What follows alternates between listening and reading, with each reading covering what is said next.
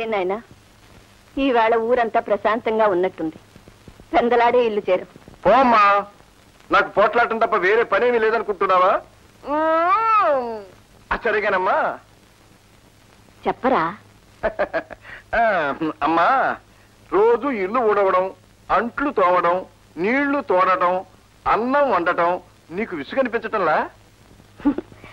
నాకెందుకు రా విసుగు? పనిపిల్ల ఉందిగా. అవునవును, పనిపిల్ల ఉందిగా. సరే అమ్మా, అమ్మా నేను పొద్దున్నే ఇల్లు వదిలిపెట్టి వెళ్తే మళ్ళీ ఏ పొద్దుకొస్తానో నాకే తెలియదు కదా. అంతవరకు నువ్వు ఒంటరిగా ఇంట్లో ఉండాలంటే బోరు కొట్టడం లేదు. బోరు దేనికిరా? పుస్తకాలకు మించిన కాలక్షేపం ఏముంది కనుక.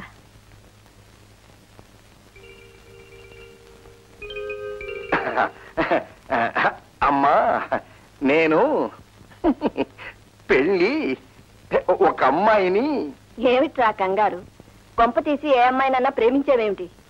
కొంప తీయకుండానే ప్రేమించానమ్మా. పోనీలేరా, ఆ అల్లాదే వల్ల ఇన్నాళ్ళకి ఇల్లు ఇల్లాలు అన్న ఆలోచన వచ్చింది.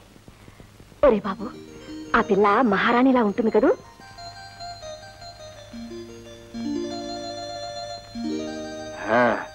అమ్మా, ఆ అమ్మాయి మనసు మల్లె మొగ్గ, మల్లె మొగ్గ. ఒరే నాయనా, మనసు కాదురా నేను అడిగింది, మనిషి ఎలా ఉంటుంది అని. మనిషికేమమ్మా, గున్న ఏనుగులా ఉంటుంది.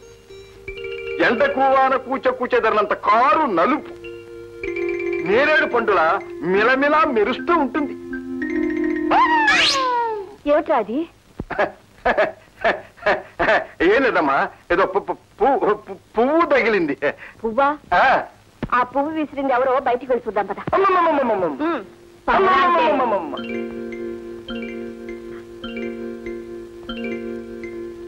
ఏది?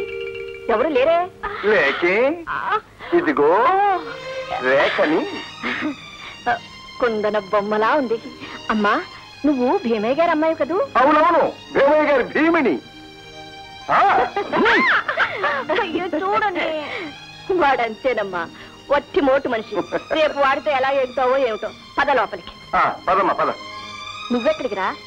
అవునమ్మా, నువ్వే అన్నావుగా ఇంటి పట్టిన ఉండలేదని, ఇంట్లోనే ఉంటా. అలాగా? అమ్మా రేఖ, మీ ఇంటికే వెళ్ళి అన్ని మాట్లాడుకుందాం. పద. పదమ్మా పద. ఏమిట్రా?